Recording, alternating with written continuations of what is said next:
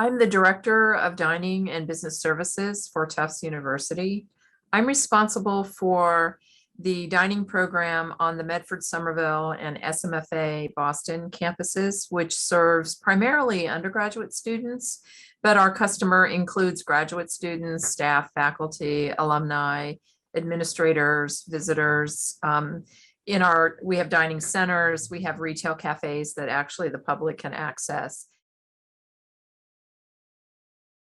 I would tend to think of flours first when I think about whole grains, but in fact, it's not, it's challenging to incorporate whole grain flours in most college dining programs. My thoughts often go to our significant number of management team who are chefs, chef managers. And so they tend to think more holistically in all courses or all segments of what could be offered for a dining experience. So we've had probably better experiences with whole grains as component, either side dishes, cereals, or components of entrees. Although we have made forays into using whole grain flours that I'd be happy to elaborate on. So when it comes to whole grain flours, I've mentioned we've got a bakery on campus. And it's led currently by a pastry chef. We have an assistant pastry chef and 2 bakers. And so we used to make some dinner breads, and we do make rolls. We bake off muffins, and we're making scones from scratch now. We do some quick breads. We make pies. We actually have a dough press and we make our own pies. We've made our own pizza dough for many, many years. We have a dough rounder for our pizza dough. And I mentioned also cookies. We buy doughs that we can portion and bake off. So certain bars and treats are from scratch, and others are from partially prepared product that we would thaw or portion and then bake ready for transport, because we have multiple locations where these items are served, and then make it available to the end customer. So you think about, well, what are the different ways that grains are used, and what is the reason for doing this? So the primary reason would be to introduce delicious food that's more wholesome and would improve your diet. So we used to use this term stealth health. Do we have to tell you that there's cauliflower in the mac and cheese? Will that turn you off? Might most people not even taste it unless you point it out? And yet you want to be truthful, you're not trying to be deceptive necessarily. And so we would introduce choice, right? A whole wheat English muffin that maybe we sourced externally, along with a white flour English muffin. And we would find that overwhelmingly student preference was for the lighter color flour item, and historically, and we think that was due to conditioning and marketing, frankly, and maybe more familiarity from a flavor profile. Currently, breakfast sandwiches, on an English muffin or a croissant are very popular, and most external commercial entities are using a white flour English muffin. They are not offering it on a whole grain. We were looking for places where we could insert this ingredient and also find something that was local and sustainable. So a few years ago, we were introduced to a relatively new business in the area. They call themselves One Mighty Mill. They're located in Lynn, and their first wheat milling operation was in their it's not really a demonstration kitchen, but in their production facility in Lynn. And they've since built 1 or 2 milling sites in the general area, just south of Boston, I think. And so we were able to source whole grain flour from them and thought, let's try it in a product that we use in high volume, so that it would make an impact for the supplier and help the supply chain if we could create a demand for something. Right? Not sort of a showcase or token item, but something that we would be using, a number of pounds a week. And so we started to experiment with our pizza dough and found that we could make it 100% substitution. All right, we had to handle it differently. It had different hydration requirements, but it was a very successful process. And initially, there was a little bit of commentary from our end customer about a difference in the product. But by and large, we made the substitution with no fanfare, no announcement, and most customers didn't know the difference. And so they began to eat this pizza that they liked. It was a little bit different mouthfeel, and we said, "Oh, we've changed the formulation," which was honest, but we didn't say exactly what we did. And it did require more training for the staff who would receive these dough balls. How long does it sit at a temperature to slack out, get the chill off of it? Were you able to work the dough in the same fashion? Are you going to put it in a press, or are you going to spin it? How are you going to get it stretched to go on the circle that you were going to bake it on? And then how do you hold it after it's been baked? And so it did have a learning curve, which is a challenge in an operation like ours, where we might be serving, well, in total, we serve about 11,000 transactions a day, but some of our larger dining centers might be making 30, 40, 50, 60 pizzas on a popular day. And so how do you do that consistently over time? And so that was one way that we incorporated this whole grain. We also found that we could use it in quick breads. And where we could get local seasonal pumpkin or local seasonal zucchini or some other, maybe cranberries, to make things that were seasonal. It's a very precise process for a pastry chef or a skilled baker to be able to work with this ingredient on scale in a production operation like ours. And so you really have to have knowledge. You have to have the support of your management. You have to have time to replicate the preparation process. And then in the case of a product like a pizza, our support kitchen is making one stage of the product, but then it has to get transported to the end location where the item will be finished off. So it's complex. It's very complex. And these days in higher education, more than 50% of colleges have outsourced their food service.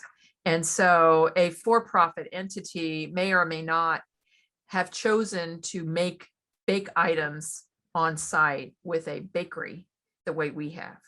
And, from what I know of the local Boston market, there are some that are doing some on-site baking, but not many.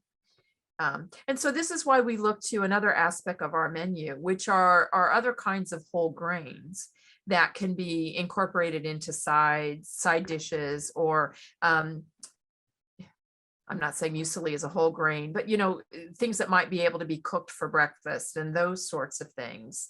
And so then we start to think about how do we enhance the diet and not focus on a single ingredient, but rather menu a broader variety of tasty, perhaps authentic to certain regions of the world, or some other novelties, not quite the right description, but something more intriguing for the customer that maybe they're seeing on Pinterest, or hearing one of the chefs they follow on social media or the food channel, although they're not doing a lot of this, but just trying to entice the student through flavor, appearance, to try these things. So forgive the pun, but we take a more holistic approach when we think about whole grains, and aren't able to focus just on flour.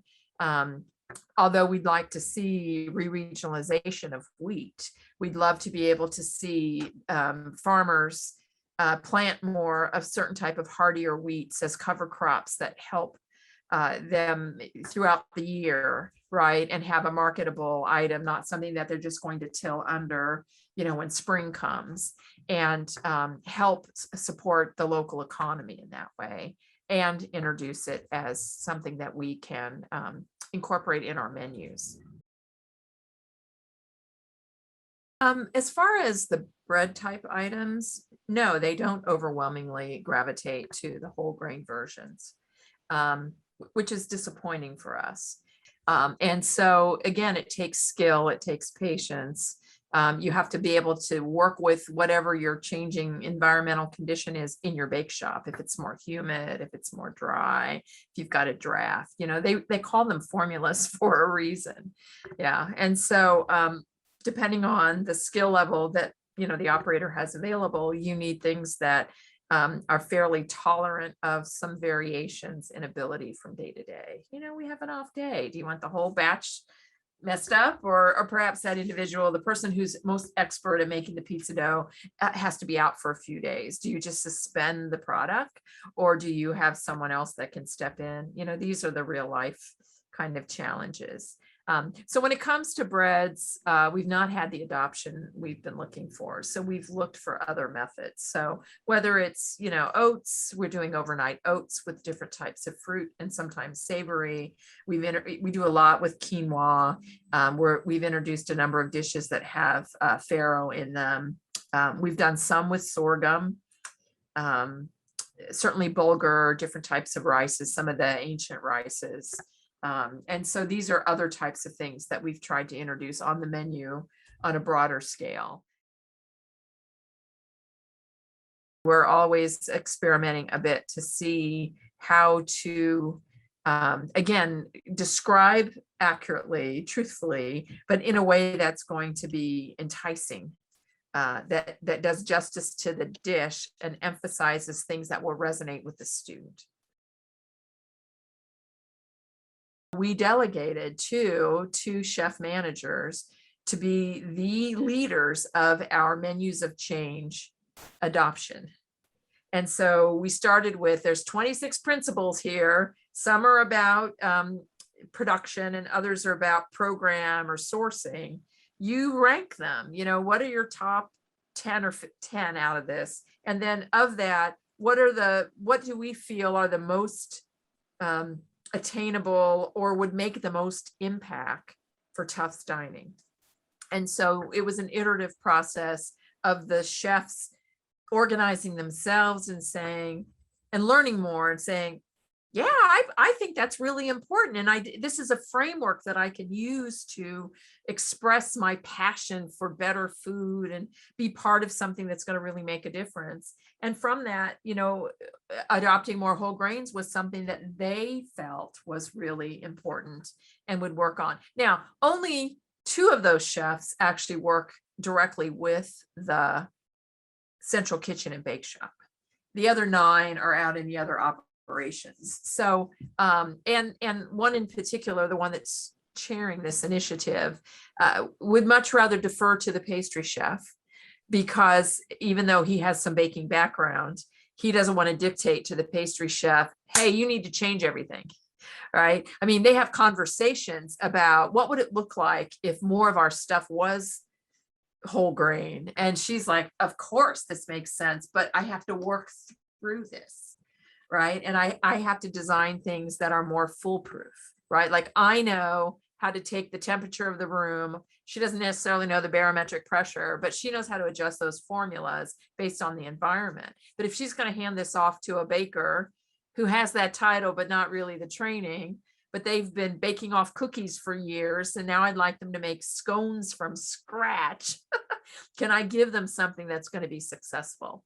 Well, on the scones, I think she does have some that are whole grain because this person's never made them before. So it's not like they're going to say, oh, this dough's wrong because it's not the velvetiness I'm used to.